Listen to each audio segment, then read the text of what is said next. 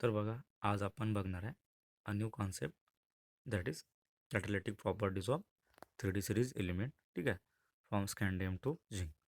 तर आपल्याला माहीतच आहे की हे जे काही एलिमेंट आहे 3D सिरीजचे, स्कॅन्डियमपासून झिंकपर्यंत, याच्यामधले बहुतांश हे ॲक्ट ॲज अ कॅटलिस्ट. म्हणजे ते काय करतात, रिॲक्शन्समध्ये कॅटलिस्टचं काम करतात, म्हणजे रिॲक्शनचा स्पीड वाढवण्याचं काम करतात. ठीक आहे, म्हणजे the take take part in the reaction and speed of the reaction. ठीक आहे, बघू आता आपण. The transition metal and their compounds are known for their catalytic activity. ते हे जे काही ट्रान्झिशन मेटल आहे ते त्यांच्या कॅटालायटिक ॲक्टिव्हिटीसाठी ओळखले जातात. ठीक आहे, this activity is ascribed to their ability to adopt multiple oxidation state and to form complexes. तर हे जे की याला कॅटॅलिटिक ॲबिलिटी आहे, तर हे कशामुळे आहे त्याला, कारण तो काय करू शकतो, मल्टिपल ऑक्सिडेशन ॲडॉप्ट करू शकतो किंवा फॉर्म करू शकतो कशामध्ये. आणि जेव्हा हा मल्टिपल ऑक्सिडेशन स्टेट फॉर्म करत, तेव्हा तो वेगवेगळे कंपाऊंड किंवा कॉम्प्लेक्स पण फॉर्म करू शकतो. ठीक आहे, मग कॅटॅलिटिक प्रॉपर्टी जे की 3D सिरीजला आहे ते कशामुळे, तो मल्टिपल ऑक्सिडेशन स्टेट दाखवू शकतो आणि वेगवेगळ्या प्रकारचे कॉम्प्लेक्स तयार करू शकतो. ठीक आहे, एक्झाम्पल जर बघितलं आपण, तर व्हॅनेडियम पेंटॉक्साईड जो आहे म्हणजे V2O5, हा बघितला आपण कॉन्टॅक्ट प्रोसेसमध्ये. आपण जेव्हा H2SO4 तयार केलं होतं, ठीक आहे, तर त्याच्यामध्ये V2O5 म्हणजे व्हॅनेडियम पेंटॉक्साईड हे बघितलं असेल तुम्ही. V2O5 vanadium pentoxide act as a catalyst. ठीक आहे, नंतर in case of Haber process, जेव्हा आपण अमोनिया तयार केला होता, ठीक आहे, त्याच्यामध्ये फाईनली डिवाइडेड आयरन म्हणजे Fe act as a catalyst. ठीक आहे, नंतर अँड निकेल इन कॅटालिटिक हायड्रोजनेशन.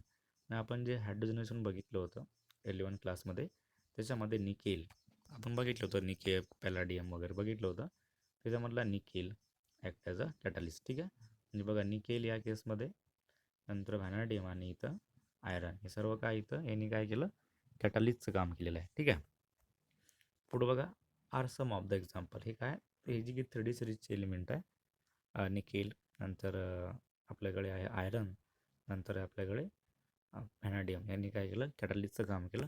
आता हे नेमकं कॅटलिस्ट करतात काय रिॲक्शनमध्ये, यांचं काम काय असते. आपल्याला माहितीच आहे की ते रिॲक्शनला स्पीडअप करतात, परंतु रिॲक्शनमध्ये भाग घेत नाही. ठीक आहे, तर बघू इथं, catalyst at a solid surface. ठीक आहे, at a solid surface involve the formation of bond between reactant molecule and atom of the surface of the catalyst.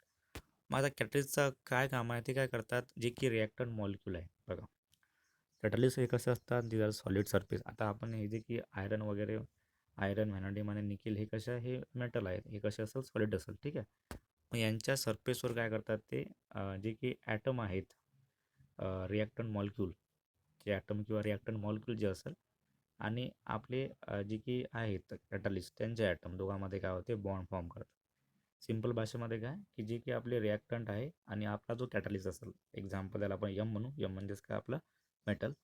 तर यम काय करते, या रिॲक्टंटच्या मॉलिक्यूलसोबत काय करते, बॉन्ड फॉर्म करते. ठीक आहे, इथं काय होते, बॉन्डिंग होते कॅटलिस्ट आणि रिॲक्टंटच्या मॉलिक्यूलमध्ये. ठीक आहे, याचा असा त्याचा अर्थ होतो, there is a bonding in between the reactant molecule and atom of the surface of catalyst. Catalyst म्हणजेच काय, आपले निकेल आणि व्हॅनाडियम आणि जे की असेल ते. ओके, मग आता हे तर बॉन्डिंग फॉर्म करतात, परंतु यांच्यामध्ये बॉन्डिंग कोणत्या ऑर्बिटल मार्फत होते, तर बघा, the first row transition metal utilise 3D and 4s electron for bonding. ठीक आहे, जे की आपले एलिमेंट आपण इथं वापरत आहे ते 3D सिरीजचे आहे.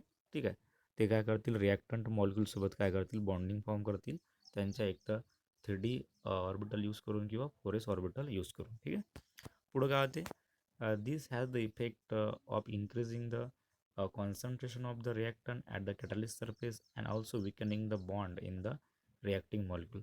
त्याच्यामुळे काय होते माहिती आहे का, की जेव्हा हे बॉन्ड फॉर्म करतात कॅटलिस्ट रिॲक्टंटच्या मॉलिक्यूलसोबत, तेव्हा जे की कॉन्सन्ट्रेशन आहे रिॲक्टंटचं ते वाढते. कुठं वाढते, ते रिॲक्टंटच्या सॉरी, कॅटलिस्टच्या सरफेसवर रिॲक्टंटचं कॉन्सन्ट्रेशन वाढते. म्हणजे आपण जो की इथं वापरलेला आहे कॅटलिस्ट, हा कसा आहे, सॉलिड आहे. कसा आहे तो, सॉलिड.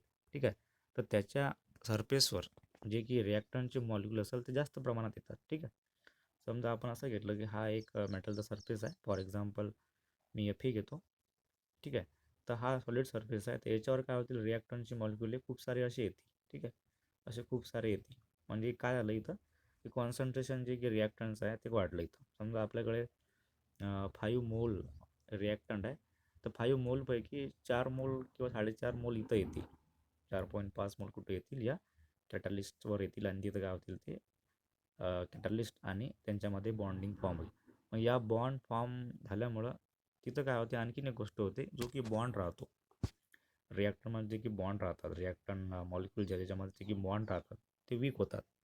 आणि रिॲक्टरमधले जर बॉन्ड वीक झाले तर काय होईल, मग ते काय करेल, ते लवकर प्रोडक्ट दिलं आपल्याला. ठीक आहे, मग बघा तुम्हाला दिलेलं आहे इथं, this has the effect of increasing the concentration of reactant. तिथं काय होते, कॉन्सन्ट्रेशन वाढते रिॲक्टंटचं कुठं, at the catalyst surface and also weakening the bond in the reacting molecule. ठीक आहे, मी तुम्हाला सांगितलं ते काय करते, बॉन्ड काय करते, वीक करते. आता बॉन्ड जर वीक झाला, ठीक आहे, तर काय होतं, ॲक्टिवेशन एनर्जी कमी होते.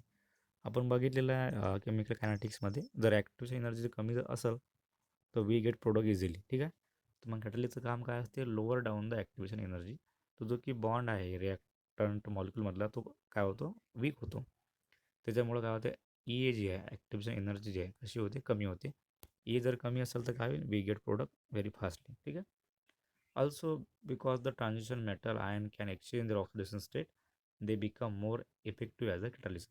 दुसरा एक आणखीन एक महत्त्वाचा रिझन असं आहे की का बरं 3D सिरीजचे किंवा डी ब्लॉकचे एलिमेंट हे कॅटलिस्टचं काम करतात, कारण ते त्यांची ओ एच जे आहे, ओ एस म्हणजे ऑक्सिडेशन स्टेट काय करू शकतात, चेंज करू शकतात. ठीक आहे, म्हणजे चेंज म्हणजेच काय, त्यांच्यामध्ये काय असते, व्हेरिएबल असते. ठीक आहे, म्हणजे आपला जो काही समजा आपण मॅंगनीज घेतला, त्याच्या खूप साऱ्या ओ एस राहतात, ऑक्सिडेशन स्टेट राहतात. ठीक आहे, तर तो चेंज करू शकतो एखाद्या कंपाऊंडमध्ये. त्या कारणामुळेच आपण त्यांना काय करतो, ॲज अ कॅटलिस्ट म्हणून वापरतो. ठीक आहे, तर एक्झाम्पल जर बघितलं आपण, तर एक्झाम्पल आयरन तुम्हाला दिलेला आहे. आयरन 3 म्हणजे Fe3+ हा एक जो की कॅटलिस्ट आहे, तो काय करतो, एका रिॲक्शनमध्ये भाग घेतो, जी की रिॲक्शन आहे आयोडाईड आणि पर सल्फेट आयनची. ठीक आहे, आयोडाईड आणि पर सल्फेट आयन. आयोडाईड म्हणजे आयन निगेटिव्ह असेल आणि पर सल्फेट आयन. ठीक आहे, पर सल्फेट आयन H2O8 डाय निगेटिव्ह. तर बघा आता हे आपल्याकडे दिलेलं त्यांनी होल रिॲक्शन, म्हणजे दिस इज रिॲक्शन. टॉईस आहे म्हणजे आयोडाईड आयन आपल्याकडे आहे, दिस इज पर सल्फेट आयन. तर इथं हा जो ॲरो दाखवला आहे यांनी इथं, त्याच्यावर कोण असेल, Fe3+ असेल. ठीक आहे, then we get I2 and this is sulphate ion, SO4 म्हणजे सल्फेट आयन. म्हणजे पर सल्फेटचं काय होतं इथं, सल्फेट आयनमध्ये कन्व्हर्शन होत आहे. मग याचं जे की मेकॅनिझम जर आपण बघितलं, त्याच्यामध्ये Fe3+ act as a catalyst. मग तो काय करते बघा, आपण असं म्हटलं की हे काय करतात, ते त्यांची ओ एस आहे लवकर चेंज करतात. मग Fe3+ आपल्याकडे आहे. ठीक आहे, ते काय झाले, या आयोडाईड आयनसोबत रिॲक्ट झाले. तर Fe3+नं काय केलं, इलेक्ट्रॉन काही काय केले, इथं गेन केले. ठीक आहे, इलेक्ट्रॉन गेन केले म्हणजेच काय, Fe3+नं या आय पाचचे इलेक्ट्रॉन घेतले. ठीक आहे, घेतले म्हणजे काय होईल, Fe3+ काय बनला, Fe2+ आणि हा आय काय बनला, I2. ठीक आहे, म्हणजे आपल्याकडे जो Fe3+ होता पहिले, तो काय झाला, तो दुसऱ्या एका ओ एसमध्ये चेंज झाला. कारण आपण म्हटलेलं आहे काय करतात हे, transition metal ion can exchange their oxidation state easily, more effectively. ठीक आहे, म्हणून त्याला आपण काय म्हटलं, कॅटलिस्ट. मग बघा आता Fe3+चा Fe2+ बनला आणि I2 गॅस हा निघून गेला. परत काय होते, Fe2+ जो आहे हा इलेक्ट्रॉन लॉस करते. ठीक आहे, इलेक्ट्रॉन लॉस करेल. इलेक्ट्रॉन लॉस केलेले कोण घेईल, मग S2 म्हणजे पर सल्फेट आयन घेतील. ठीक आहे, मग पर सल्फेट आयन इलेक्ट्रॉन जर घेतले तर तो SO4 टू निगेटिव्ह हा आयन बनतो, म्हणजे सल्फेट आयन बनतो. ठीक आहे, तर या केसमध्ये बघा आपल्याला इथे सांगायचा अर्थ एवढा असा आहे की जे की आपला कॅटलिस्ट आहे त्याचे काय करता, ओ एस हे चेंज करता येतो. 3+चा 2+ झाला, परत 2+चा 3+ झाला, म्हणजे म्हणजे हे इफेक्टिव्हली त्यांची ओ एस हे चेंज करू शकतात.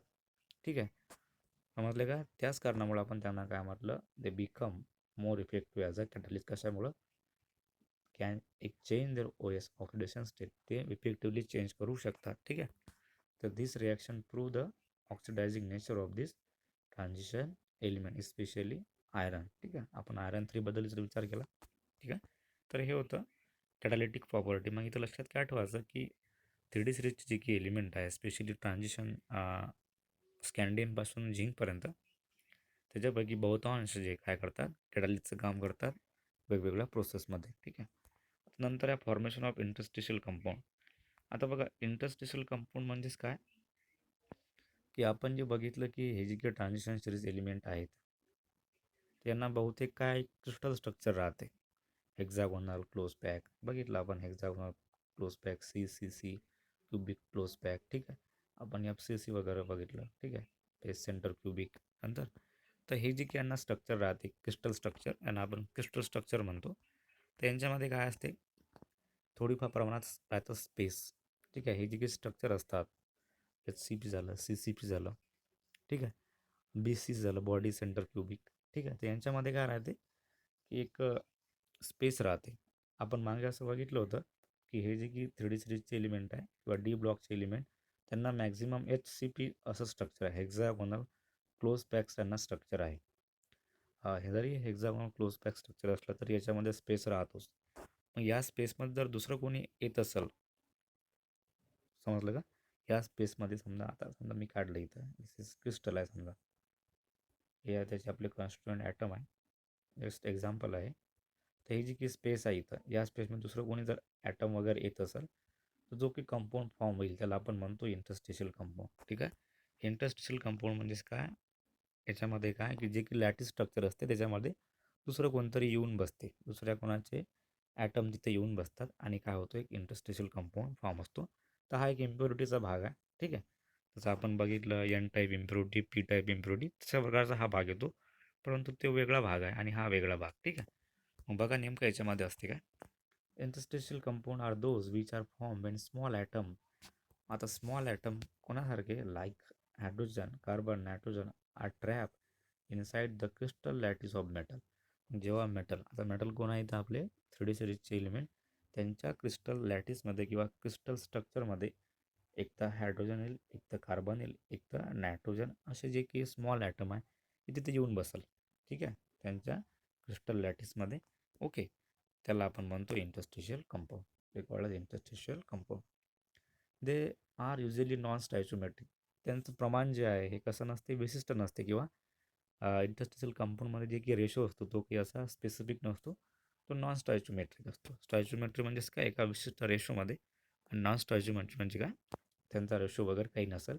And either typically ionic or covalent. आणि ते जे की फॉर्म होईल इंटरस्टिशियल कंपाऊंड ट्रान्झिशन एलिमेंट आणि कार्बन, हायड्रोजन आणि नायट्रोजन यांच्यामुळे, ते कधी कधी आयोनिक पण आणि कोव्हॅलंट पण कोव्हॅलंट नसू शकतात. Neither typically ionic or covalent, म्हणजे ते आयोनिक पण असू शकतात आणि कोव्हॅलंट पण असू शकतात. आपण फिक्सपणे सांगू शकत नाही की ते आयोनिकच आहे किंवा कोव्हॅलंट आहे, ठीक आहे. नंतर फॉर एक्झाम्पल जर आपण पुढं घेतलं की TiC, Mn4n, Fe3H, VH 0.56 आणि TiH 1.7. आता हे जे की कंपाऊंड आहेत तर बघा, तर हे सर्व इंटरस्टिशियल कंपाऊंड आहे 3D सिरीजच्या एलिमेंटचे. त्याच्यामध्ये एक गोष्ट लक्षात ठेवायची की यांचा जो की फॉर्म्युला आपल्याला दिलेला आहे, TiC सर्व वगैरे, तर यांच्या फॉर्म्युल्यावरून आपण यांची OS काढू शकत नाही. जे की आपल्याकडे मेटल आहे ते Ti, Mn, Fe, V, तर यांची आपण ऑक्सिडेशन स्टेट काढू शकत नाही, कारण यांचं जे काही नॉन स्टॉइचोमेट्रिक राहतात. बघा इथं तुम्हाला H 0.57 म्हणजे H इथं एक नाही आहे, H किती इथं 0.57 म्हणजे अर्धा आहे. परत इथं H किती आहे 1.7 आहे, म्हणजे तो अर्ध्यापेक्षा थोडा जास्त आहे. याच्यामुळे आपण काय करू शकत नाही, यांची OS काढू शकत नाही, ठीक आहे. तर बघा आता फॉर्म्युला तुम्हाला सांगितलेला आहे, द फॉर्म्युलाज क्योटेड डू नॉट. जो की आपल्याला इथं फॉर्म्युला दिलेला आहे त्याला म्हणतो आपण फॉर्म्युला क्योटेड डू नॉट. ते काय करत नाही, do not of course correspond to any normal oxidation state of the metal.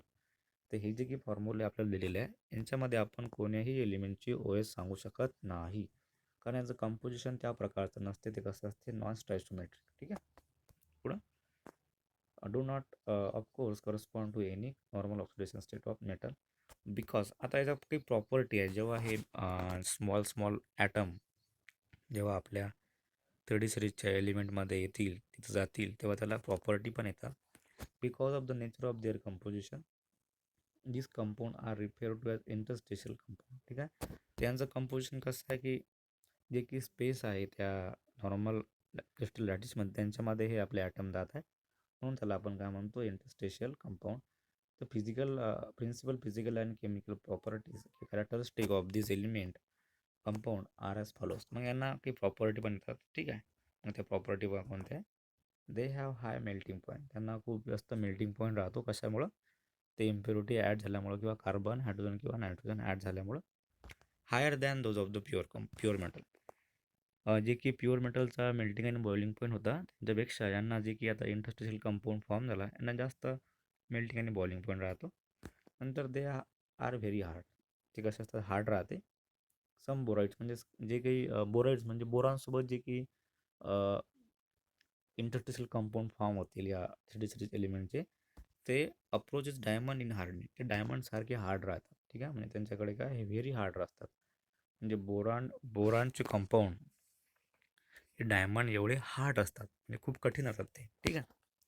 नंतर तिसरा पॉईंट असा आहे की दे रिटेन मेटॅलिक कंडक्टिव्हिटी. त्यांच्याकडे मेटॅलिक कंडक्टिव्हिटी पण राहते. ठीक आहे. नंतर दे आर केमिकली इनर्ट. ते कसे आहे? केमिकली इनर्ट असतात. ठीक आहे, म्हणजे ते काही रिॲक्शन वगैरे दाखवत नाही. ठीक आहे. तर हे होतं इंटरस्टिशियल कंपाऊंड. मग याच्यामध्ये लक्षात ठेवायचं की आपण इंटरस्टिशियल कंपाऊंडमध्ये ओ एस काढू शकत नाही कशाची? आपल्या सेंट्रल मेटलची. ठीक आहे. आणखी इंटरस्टिशियल कंपाऊंडमध्ये काय होतं की आपण कार्बन, हायड्रोजन आणि नायट्रोजनचं काय करतो? याच्यामध्ये ॲटम त्याच्यामध्ये प्रेझेंट राहतात आणि त्यांना काही प्रॉपर्टी राहतात. ठीक आहे. प्रॉपर्टी त्याच्यामध्ये मेल्टिंग पॉईंट जास्त राहतो, ते हार्डनेस असते त्यांना, त्यांना कंडक्टिव्हिटी राहते आणि ते कसे असते? केमिकली इनर्ट राहतात. ठीक आहे. आता अलॉय म्हणजे त्याला आपण म्हणतो मिश्र धातू. ठीक आहे. मग आता खूप नंतर वेगळी प्रॉपर्टी जी आहे 3D सिरीजची ते म्हणजे अलॉय फॉर्मेशन.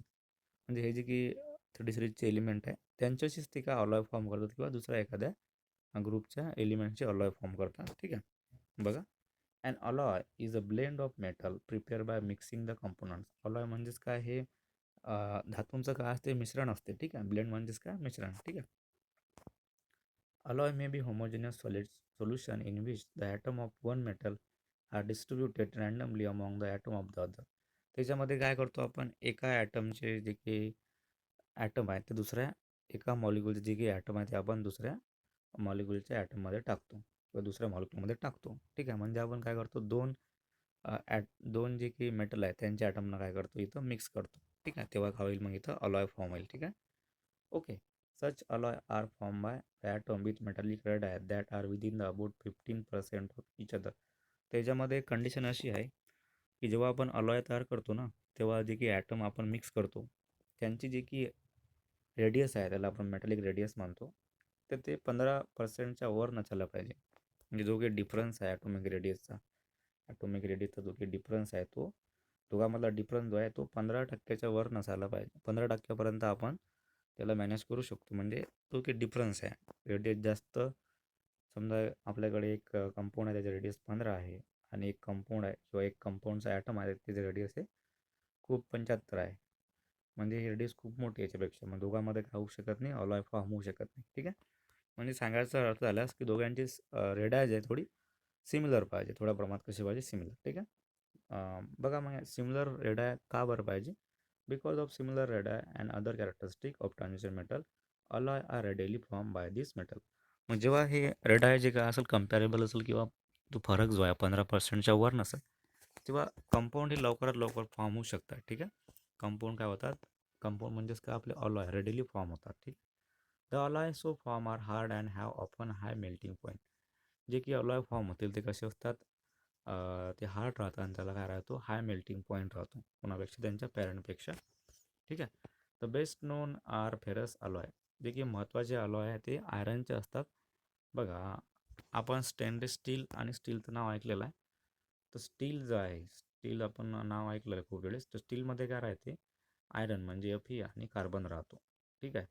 आणि जे की स्टेनलेस स्टील आहे, स्टेनलेस स्टीलमध्ये Fe आणि कार्बन तर राहतो, सोबतच त्याच्यामध्ये क्रोमियम, Mn, ठीक आहे, व्हॅनेडियम पण राहतात. मग स्टील आणि स्टेनलेस स्टीलमध्ये फरक काय? की स्टीलमध्ये फक्त Fe आणि कार्बन राहतो आणि स्टेनलेस स्टीलमध्ये Fe प्लस कार्बनसोबत क्रोमियम, Mn किंवा बाकीचे अजून 3D सिरीजचे एलिमेंट राहतात. ठीक आहे. बघा, the best known are ferrous alloy, chromium, vanadium, tungsten, molybdenum. ठीक आहे. तर हे जे की एलिमेंट आहे 3D सिरीजचे आहे, त्याच्यामध्ये काही 4D सिरीजचे पण आले. ठीक आहे. And manganese are use for production of variety of steel and stainless steel. मग स्टीलमध्ये काय असेल की आयरन आणि कार्बन असेल आणि स्टेनलेस स्टीलमध्ये आयरन कार्बन प्लस जे की क्रोमियमचं कंटेंट जास्त असेल त्याच्यामध्ये स्पेशली, नंतर व्हॅनाडियम थोडंफार असेल, परंतु क्रोमियम काय असते त्यामध्ये जास्त राहते. हे लक्षात ठेवायचं. स्टेनलेस स्टीलमध्ये आयरन राहते, कार्बन राहते आणि स्टेनलेस स्टील क्रोमियम राहते. ओके. आणखीन जे की alloy of transition metal with non transition metal such as brass. आता काही असे अलॉय आहे त्याच्यामध्ये आपण दोन्ही ट्रान्झिशन मेटल काही वापरत नाही. एक असतो ट्रान्झिशन मेटल, दुसरा असतो नॉन ट्रान्झिशन मेटल. ठीक आहे. मग कॉपर आणि झिंकला आपण ट्रान्झिशन मेटल म्हणत नाही. ठीक आहे. मग ब्रास जो की मेटल आहे, जे की अलॉय आहे, त्याच्यामध्ये कॉपर आणि झिंक राहते. कॉपर आणि झिंक. आणि जे की ब्रॉन्झ आहे त्याच्यामध्ये कॉपर आणि टिन. ठीक आहे. Are also of considerable industrial importance. यांना जे की अलॉय आहे यांना खूप महत्त्व आहे. ठीक आहे. तर आपल्याला माहितीच आहे की हे खूप इंडस्ट्रियल इम्पॉर्टंट आहे. ठीक आहे. तर पुढं जर आपण गेलो तर आपल्याकडे एक्झाम्पल 8.9 आहे, डिपेंडिंग ऑन डिसप्रपोर्शनेशन रिॲक्शन. तसं आपण हे बघितलेलं आहे. ठीक आहे. मग आता बघा, what is mean by disproportionation of oxidation state. Give an example. आपल्याला माहितीच आहे की डिसप्रपोर्शनेशन रिॲक्शन म्हणजेच काय, त्याच्यामध्ये एकच कंपाऊंड असेल परंतु त्याला कमी जास्त ओ एस असेल, किंवा एक असेल हायर ओ एस, एक असेल लोअर ओ एस. ठीक आहे. तर बघू आता सोल्युशन काय आहे याचं. When a particular oxidation state become less stable relative to the other oxidation state, one lower and one higher, it is said to be undergo disproportionation. म्हणजे आपल्याकडे एक स्टेबल ओ एस आहे, ते काय होते, एका हायर ओ एसमध्ये आणि लोअर ओ एसमध्ये जाते, किंवा एखाद्या लेस स्टेबल ओ एसमध्ये जाते, तेव्हा त्याला आपण काय म्हणतो, it is disproportionation reaction. Simple भाषेमध्ये डिसप्रपोर्शनेशन म्हणजेच काय, की एक ओ एस हे दोन वेगवेगळ्या ओ एसमध्ये ट्रान्सफर होणं. ठीक आहे. लोअर आणि हायर. ठीक आहे. आता इथं बघा, स्टेबल जे आहे आपल्याकडे MN7मध्ये स्टेबल राहतो, हे स्टेबल आहे. इन ॲसिडिक मीडियम जर आपण घेतलं तर MnO4 निगेटिव्ह आणि MnO2 नावाचे कंपाऊंड फॉर्म करतो. तर MN7चा जो आपल्याकडे आहे रिॲक्टंट, इथं बघा बघा MN6 जो आहे इथं आपल्याकडे, त्याच्यापासून आपल्याला काय भेटला, MN7 भेटला आणि MN4 भेटला. ठीक आहे. मग आता बघा, 6 जो आहे हा कसा लेस स्टेबल आहे.